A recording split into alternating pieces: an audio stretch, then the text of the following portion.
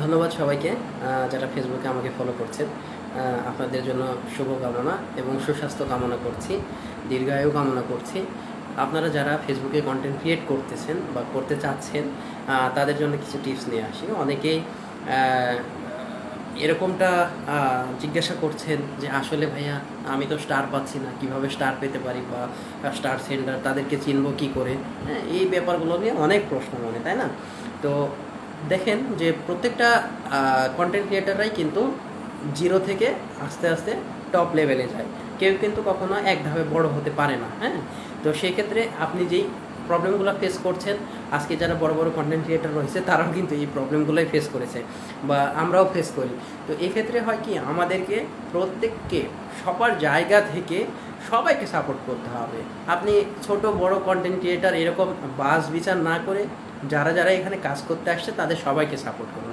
আপনি যেমন কাজ করতে আসছেন তারাও কাজ করতে আসছে, আপনি যেমন সাপোর্ট আশা করছেন তারাও কিন্তু সাপোর্ট আশা করতেছে। হ্যাঁ, তো আমরা যারা কন্টেন্ট ক্রিয়েটর রয়েছি সবাই যদি একে অপরকে সাপোর্ট করি তাহলে কিন্তু এই যে প্রবলেমগুলো বা এই স্টেজগুলো পার করতে কিন্তু আমাদের খুব একটা বেশি হ্যাজল পোহাতে হয় না। অথচ আমরা করি কি, যে আমরা নিজেদের মনের দ্বিধাদ্বন্দ্ব থেকে যে আমি ওনাকে ফলো করব, আমি ওনার ভিডিও দেখব, এই সব প্রবলেমের কারণেই কিন্তু আমরা কখনোই কাউকে ভালোভাবে সাপোর্ট করতে পারি না এবং একে অন্যকে সাপোর্ট করা তো দূরের কথা, নিজেই নিজের এঙ্গেজমেন্ট কমাচ্ছি, রিস্ক কমাচ্ছি। অথচ আপনি যদি একটু ভালো করে খেয়াল করে দেখেন যে ফেসবুকে আপনি দেখবেন যে আপনার তারা ফেসবুক অথরিটি বলে দিচ্ছে আপনাকে, আপনি অন্য ভিডিও বেশি বেশি করে দেখেন, লাইক করেন, কমেন্ট করেন, শেয়ার করেন।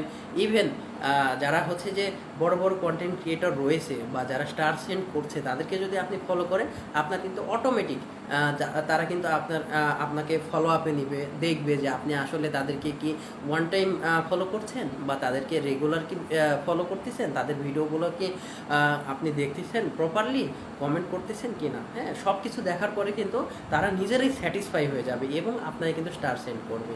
আর এর ভিতর আমি বলে রাখি যে আমার ভিডিওতে কিন্তু তসরুল হক অভি ভাই, হ্যাঁ, উনি কিন্তু একটা স্টার গিফট করেছেন। তো আমি কিন্তু ওনাকে রিকোয়েস্ট করিনি বা আমি কিন্তু বলিনি, কিন্তু ভাই আমাকে কি করেছেন যে ওনার ভালোবাসা প্রকাশ করেছেন। তো এইভাবে কিন্তু আসলে কখনো কাউরের কাছে আপনি স্টার চাইবেন যে ভাই আমার উইকলি চ্যালেঞ্জ পূরণ হচ্ছে না, আমাকে একটা স্টার গিফট করেন, এইটা কিন্তু আসলে সবাই করতে চায় না বা করবেও না। মানে নর্মালি যদি আপনি চিন্তা করেন, সে কেন হচ্ছে যে আপনাকে একটা স্টার সেন্ড করবে বা 5টা 10টা সেন্ড করবে।